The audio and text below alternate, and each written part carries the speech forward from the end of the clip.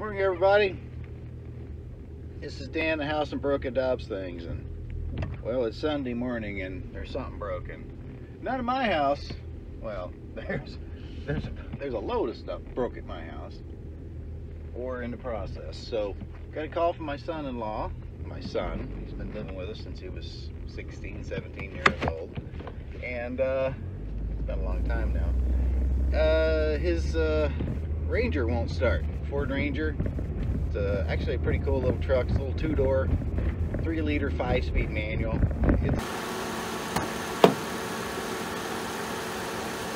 Okay, here, the symptoms before we get started are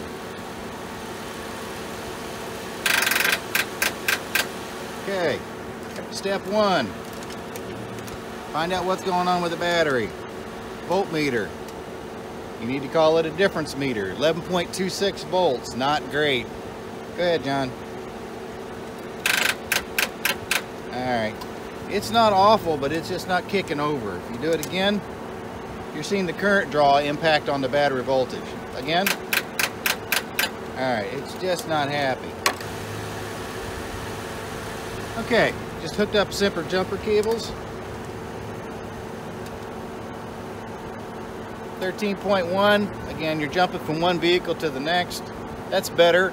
Your nominal battery voltage on a just standard battery is going to be about 12.6. There's 6 cells, 2.1 volts per cell, and that's where you're getting it. So you see it's slowly starting to climb. It's building potential. Now, when you check a battery, ultimately it may be a little higher than 12.6. That's fine. It has everything to do with it. But if it's got one dead cell, be very likely you're going to lose about 2 volts, and then 2 cells, 4 volts, etc., etc. So, going to give it a second there, just kind of warm the battery up. It may not be the battery that's the problem. He said the battery light was on yesterday, so there's a high potential that we got some issue there.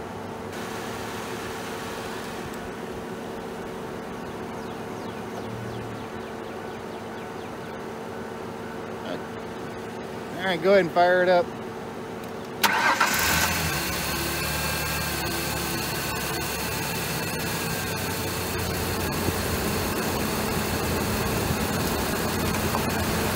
Okay, it's running. Now let's find out what's going on. I'm going to disconnect the battery cables.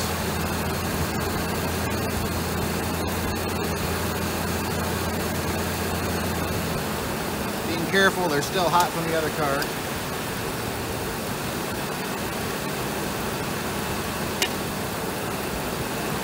Okay, now the vehicle is on standalone, all by itself. Let's see what we can find out. 11.6. Not good. Depending on the terminals, the dirty battery terminals, it's not charging. Okay, now we can get into that, but at least it's running, it's spinning. Let's see what's going on. Okay, not charging. The battery light is on. It's underneath the tack needle. You see it right there about the 1000 RPM line. So, yep, car agrees. There's actually a voltmeter on the other side, and it agrees too. It's not happy. Let's find out. Okay, now we're back at the House of Broken Dobbs Things. We got here under its own power, charging. Everything was fine. Our little bypass worked out wonderfully. That's the yellow wire we put on earlier. Here's the circuit, fairly straightforward. I'll just run through it real quick. The battery over here comes over, starter motor, not a problem. From that one we come down into the battery junction box. There's C1035, we'll show you that in a second. Basically right here, it's showing it tees off and it comes down. And depending on which one you have, it goes splices S130, S131, and then there's a fusible link. For those of you that are not familiar with a fusible link, it's basically like a piece of wire that's calibrated to burn and burst at a certain overcurrent. So it's kind of like an old-time fuse, but it's a one-shot, and it's not actually a really good way to go. Fuse is a little better, but it doesn't have any terminals, so it doesn't have any issues. So there's a splice, probably in our case an 18 gauge fusible link coming down, and it's feeding into the A terminal. which is on the regulator. That was the big yellow wire. So you can see here yellow and white. There was a white stripe on there that it's old and you can't really tell anymore. So somewhere between the battery, positive, and this terminal right here, we're losing about half the current. Well, half the voltage slash the current is there. So if I have no current flow, under Ohm's law, you have to have current flow to have voltage to drop. So when I measure it with it disconnected, it's 12, and it's 12. Okay, 11.5, whatever we measured. Okay, a little simpler view. You have the B+, comes down, comes the fusible link, and goes to A. The only way for it to drop voltage in between those two locations is if there is some resistance. All right. Had there been no current flow, the resistance voltage drop effect doesn't take place. All right. So from that standpoint, you have to have a resistance and current flow actually for the voltage to show up difference, because voltage is ultimately the difference in potential. The voltmeter is a potential meter or a difference meter. That's the best way you can learn to use the thing, because it's very, very powerful. I'll show you. Okay, just a reminder, there's nothing in between the battery and the alternator on that yellow white wire than that fusible link. Okay?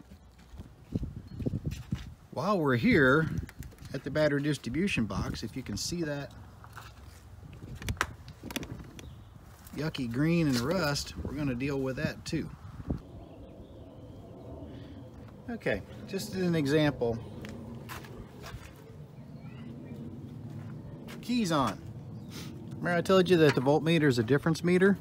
So I've hooked right into the fusible link connector right on the opposite side. Notice how it's reading nothing? That's 0.4 of a volt. On a 12-volt system, that is a huge difference between that short of a span. How it's dropping the current? Don't know. We'll find out. But all right, sorry to have to go hands-free here, but there's the yellow one. We know where it's going. And here's the other ones. And if you look deeper here, you see the main cable coming underneath. Look what I'm getting into. See that green? Yeah. I think we're well on our way to getting it. Let me get this cleaned off. Okay, I'm hooked back over to the alternator yellow wire, and I'm working on that wire that we have right here. Even just moving it around, I've disturbed it. All right, you want to get to your root cause, son?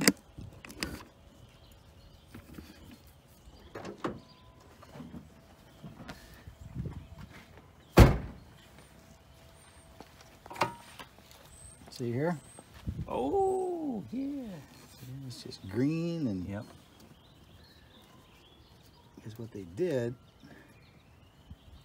they didn't get that clean, and they left it open because it's been a natural funnel with the angle that it was at. There you go. It's just water dripping in there. Oh. Yeah.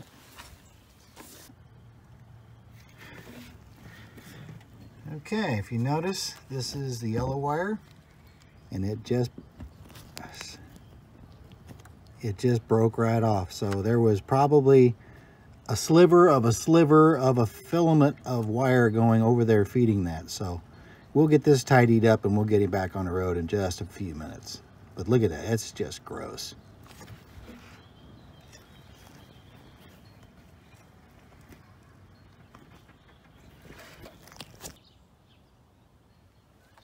Okay, I'm not super sure how you can see it, but here's the brown fuse link, and then it ties in to right here. That goes to the yellow wire. So from that standpoint, you can see the green. There's two more large fuse links going there. Not really a problem, but that little brown one, this should have been sealed up with a sealant or an adhesive or something in that pocket, but it got to it because if you look at its natural orientation, it's set like this. So water was going down inside into that insulation and holding there for well, forever. So we will see if we can tidy this up and get it back together. Now, as a quick test, let me try something.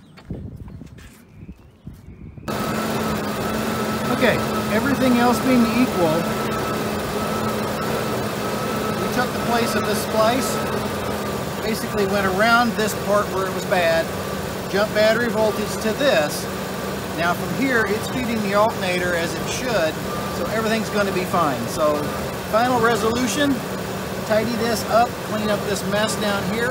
At the same time, this would have been a $1,000 problem. What do you mean $1,000? I mean, depending on who worked on it, your best bet would have been at a dealer. Oh, that's expensive. Yeah, it is. But however, unless they knew how to diagnose the system, they would have probably started with, I jumped the ground, it didn't work, therefore the alternator's bad. Fine. I checked for voltage on an open circuit. Yeah, it was fine. So there would have been the alternator, regulator, and they probably would have said, oh, the battery's bad. Then they would have started changing cables, and you don't change a harness like this. They don't exist for a 2003 Ranger, so you would have been stuck. So as you see right now, we're charging 14 volts, everything's going to be just fine. I just need to get this back together, and we'll be all set. Thanks for watching. If you like it, consider subscribing. We do this, and we do some shop work with machines. Thanks for watching.